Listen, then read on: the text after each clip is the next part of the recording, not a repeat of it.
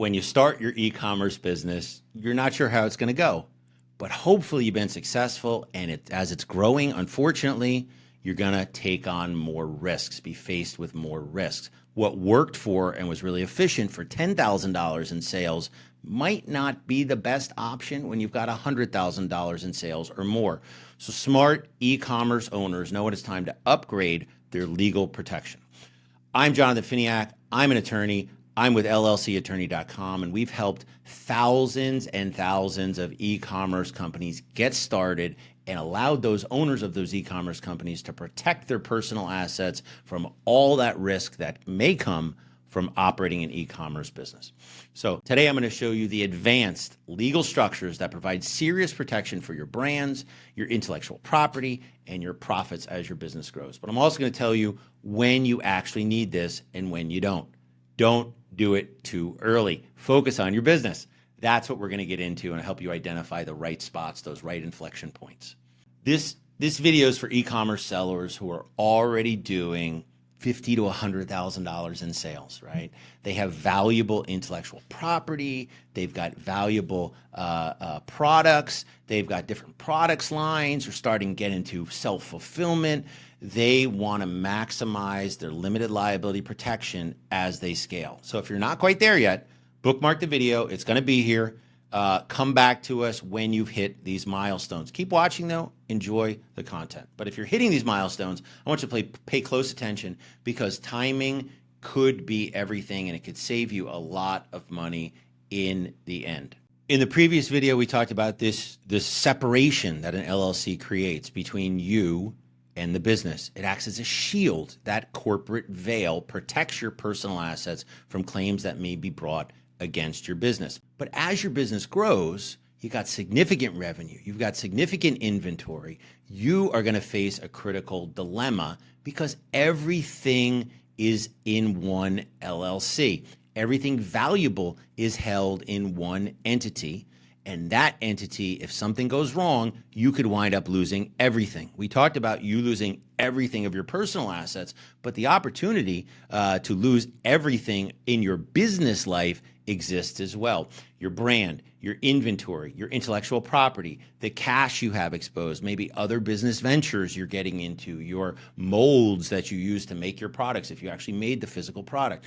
So if you imagine you've built this brand, it's worth $250,000 in sales. A customer files a product's liability lawsuit against your company. Even with insurance, your entire brand value is at risk because it's held in the same entity. Think about how difficult it's going to be to operate your business when you've got this sword of Damocles over your head. You're worried about the litigation. You have grown now to where it may make sense to split up the company into smaller parts. This is very easy to understand when you've got multiple products that have been growing, right? You started out with one product. Sales on that went through the roof. You brought in another product. Sales on that went through the roof. The problem you have now is you've got all your eggs in one basket.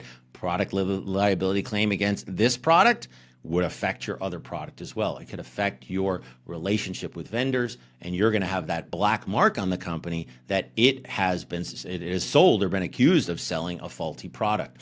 So the solution is going to be creating new baskets, right? That's what we're going to talk about today. How do we split up the company, maintain those efficiencies, but really create smaller buckets or baskets of assets that are going to prevent something catastrophic from happening?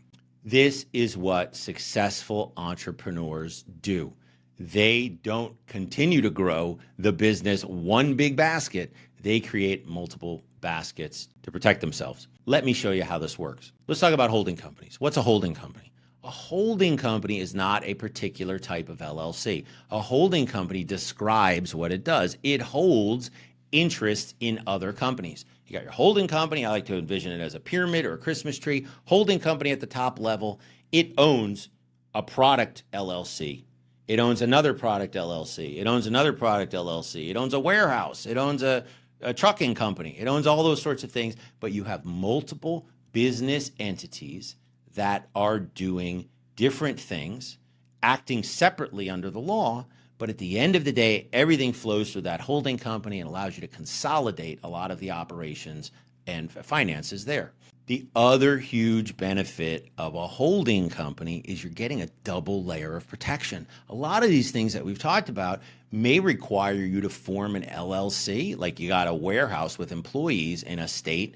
You're going to have to form an LLC in that state because it's doing business there. And that state may not have strong LLC laws, right? You may have trucks that are doing deliveries, right? Those trucks on the road, they may need to be registered in a particular state, may have weak LLC laws. But if you have a holding company in a state like Wyoming, you've got the strongest LLC laws backing up what are potentially weak LLC laws. So that is a huge opportunity to create a double layer of protection for you. So the operating companies are going to be dealing with the public, entering into contracts, having vehicles or warehouses or employees, but your holding company is going to be protected and shield you from all those kinds of risks. So let's imagine this scenario. Your holding company, let's call it Brand Holdings, owns your trademark and the brand. It's got website domains. It's got product designs. It's got intellectual properties. It makes its profits from the operating companies, right? The operating companies, let's call it brand retail, that's where customers interact. Customers aren't going to interact with brand holdings. Brand holdings, that valuable intellectual property and other things, those are protected from claims against brand retail. It's going to do product fulfillment. It may have marketing operations. It's going to do day-to-day business activities. So there's an ownership relationship to them, but there's also contractual relationships between them. The holding company can license to the brand intellectual property that the brand LLC will use to foster its brand to grow. So it has this contractual relationship, but at the end of the day, it's the owner. So any profit that's made at the brand retail level above those expenses for the intellectual property licensing and the like will flow up to the holding company. So this relationship between the entities is multifaceted. Another way to structure it would be a holding company that actually doesn't own anything. And then you have your brand owning company. It owns the intellectual property. And then you've got your fulfillment or marketing company that has a contractual relationship there. You can get more complicated with this, but at the end of the day, we're creating separate buckets of assets that shield those assets if something catastrophic happens. We're protecting those valuable assets from those operational risks. And it also allows us to create separate product lines while leveraging that intellectual property. So you could create an LLC for children's clothing. You can create an LLC for women's clothing. You can create an LLC for men's clothing. Those could all be licensed products from the intellectual property owning entity. It could get services from your holding company in terms of marketing or operational executive support. But who gets sued? The one that gets sued is the one that actually harmed the company. And so now only one company would actually have any responsibility for harming a customer or a contractual relationship. So we've isolated all those other assets from one company's risk. So I mentioned Wyoming as your holding company, why that matters. When you're setting up a holding company structure, you want to form it in a state that really is looking out for your best interest. And Wyoming is a state that has prided itself on having the strongest LLC laws in the country. It's almost impossible to pierce the veil of a Wyoming LLC. There's also something called charging order protection. That means that someone can't break into your LLC and take its assets to satisfy other claims.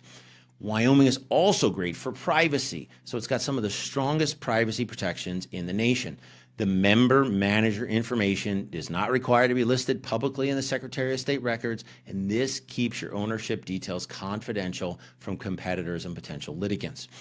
It also, this asset protection, I can't stress it enough, charging order protection is something that protects your LLC from outside interference. If there's a claim against the LLC, then okay, great. But if there's a claim against some other LLC or it's against you personally, they can't impose that liability or those debts on the LLC that's not associated with it. They can only get something called a charging order. So Wyoming does not allow any foreclosure on the LLC membership interests. Another advantage of Wyoming is it has no state income tax or corporate tax or franchise tax or inventory tax. So It is I'm not sure how they pay the bills, but at the end of the day, there are opportunities to save significantly when it comes to taxes having a Wyoming holding company. There's also low maintenance requirements in Wyoming. It's inexpensive to set up the LLC,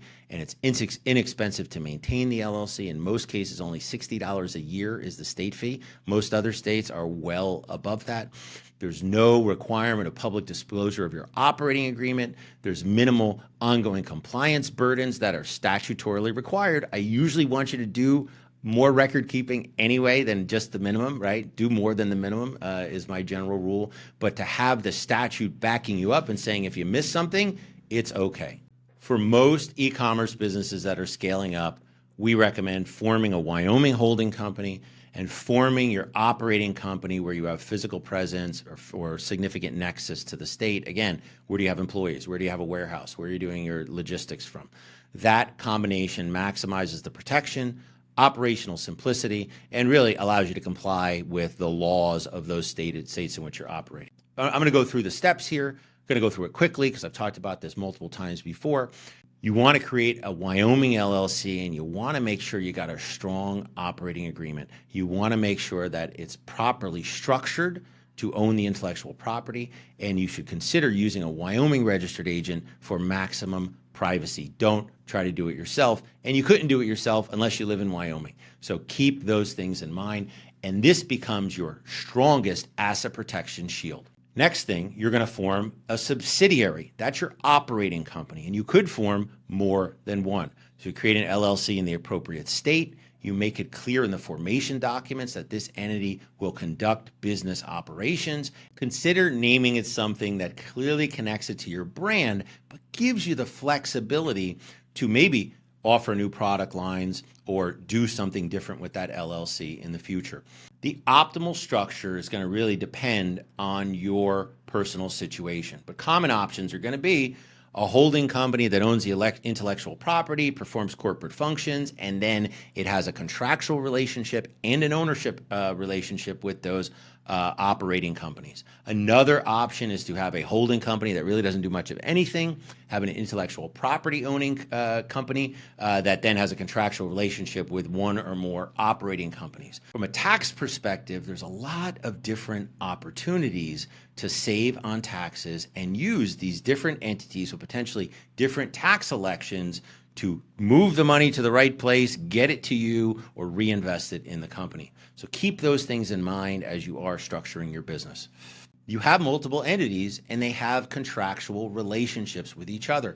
So we have to make sure that we're treating them as separate. And normally a company doesn't get to use another company's intellectual property unless there's a licensing agreement. Try to use Disney's intellectual property without a licensing agreement, and you're going to get a knock on your door and a lawsuit in the mail quickly. So you want to have those licensing agreements between your business entities. One's going to own the IP, the other one's going to be operating or producing or manufacturing the goods. Make sure those intellectual property agreements are in place. And remember, this is for companies that have gotten to that next level. You may have to pay some money for these things, but it's going to be well worth it because you're going to insulate that intellectual property from claims that may come from this operating company.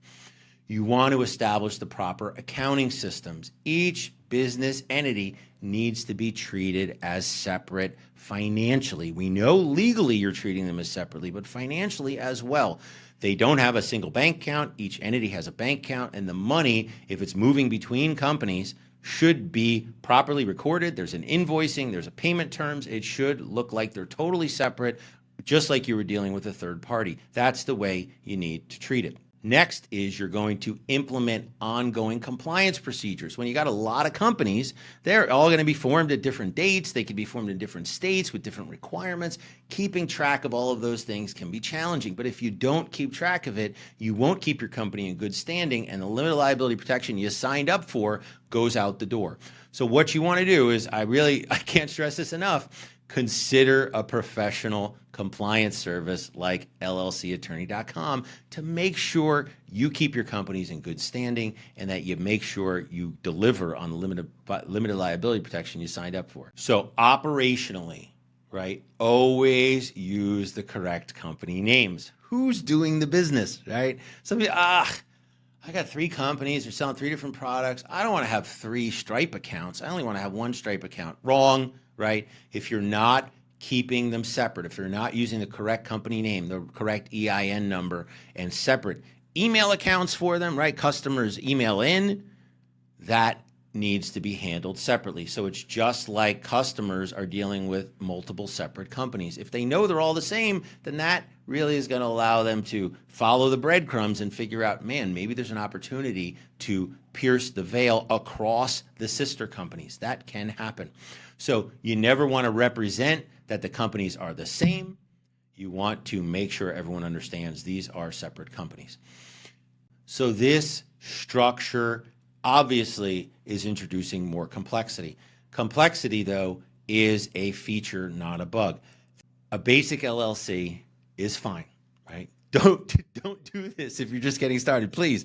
People call me up and they've done it, and I was like, oh man, good luck. I'd rather you focused on growing your business and then right size the structure based on where you are.